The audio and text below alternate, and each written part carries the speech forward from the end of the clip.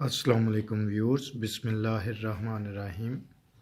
آج ہم ایک کہانی پڑھ رہے ہیں جس کا ٹائٹل ہے ماضی۔ تو اس میں کیسے حالات بدلتے ہیں، کس طرح سے مشکلات جب انسان کو گھیر لیتی ہیں،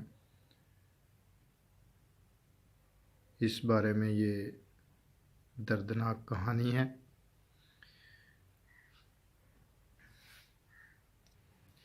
میں مونگ پھلی نہیں بیچوں گا، ندیم نے ایک ایک لفظ پر زور دیتے ہوئے کہا اور پیر پٹکتا ہوا گھر سے باہر نکل گیا۔ ایدو کو پھیپھڑوں کا کینسر تھا اور آج کل اس کی طبیعت اس قابل نہیں تھی کہ وہ گلی گلی ٹھیلا دھکیلتا۔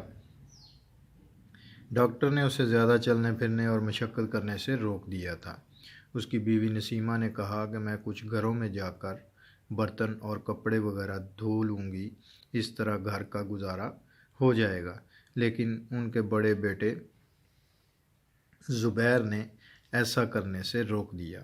میں نہیں چاہتا کہ لوگ میری امی کو ماسی کہہ کر پکاریں، زبیر نے امی کے ہاتھوں کو بوسہ دیتے ہوئے کہا۔ تو پھر گھر کا خرچ کیسے چلے گا؟ ایدو جو کہ قریب ہی چارپائی پر لیٹا ہوا تھا، سینے پر ہاتھ رکھ کر اٹھ بیٹھا۔ جھٹکے سے اٹھنے کی وجہ سے کھانسی شروع ہو گئی۔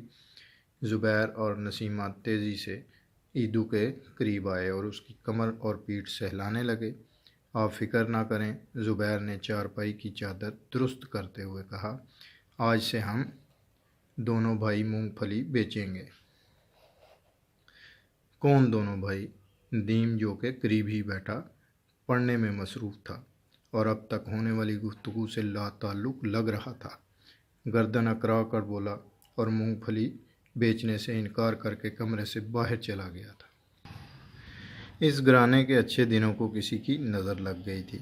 ایدو کا جنرل سٹور تھا، دکان بھی اپنی تھی، اس کے علاوہ درمیانی آبادی میں مناسب سا ذاتی مکان تھا۔ خوب مزے کی گزر رہی تھی۔ بالترتیب دو بیٹے تھے، زبیر اور ندیم، جبکہ بیٹی کا نام کائنات تھا اور وہ دونوں بھائیوں سے چھوٹی تھی۔ زبیر MBA کر کے اپنے مستقبل کو سنوارنا چاہتا تھا اور اس وقت سیکنڈ ایئر میں پڑھ رہا تھا۔ ندیم انجینئر بننا چاہتا تھا اور ٹیلی کام اس کی پسندیدہ فیلڈ تھی۔ میٹرک میں بہترین نمبروں سے پاس ہوا تھا اور فرسٹ ایئر کی تیاری بھی اسی طرح کر رہا تھا کہ NED سے انجینئرنگ کی تعلیم حاصل کرے۔ کائنات ڈاکٹر بن کر دکھی انسانیت کی خدمت کرنا چاہتی تھی اور اس سال میٹرک کے امتحان کی تیاری میں مصروف تھی۔ ایدو کے جب چیک اپ ٹیسٹ کرانے پر معلوم ہوا کہ اسے کینسر جیسا موذی مرض لاحق ہے تو اس نے بغیر کسی مشورہ کیے دکان اور مکان دونوں فروخت کر دیے اور ساری رقم ایک انویسٹمنٹ کمپنی میں لگا دی۔ کچھ عرصہ تو باقاعدگی سے اچھی خاصی رقم ہر ماہ ملتی رہی۔ مکان کا کرایہ ادا کرنے کے بعد اور بچوں کی فیس وغیرہ دینے کے بعد گھر کے خرچ کے لیے ہزاروں روپے بچے رہتے تھے۔ ایک دن ایدو مہینے کا منافع لینے کمپنی کے دفتر پہنچا تو وہاں تالا لگا ہوا تھا۔ لوگوں سے معلومات کی تو پتہ چلا کہ کمپنی فراڈ تھی اور لوگوں کا پیسہ لے کر غائب ہو گئی۔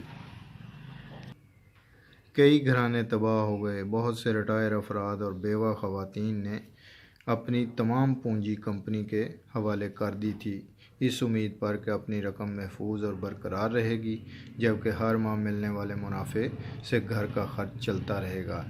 لوگ رو رہے تھے، بلک رہے تھے، ان میں ایدو بھی شامل ہو گیا تھا۔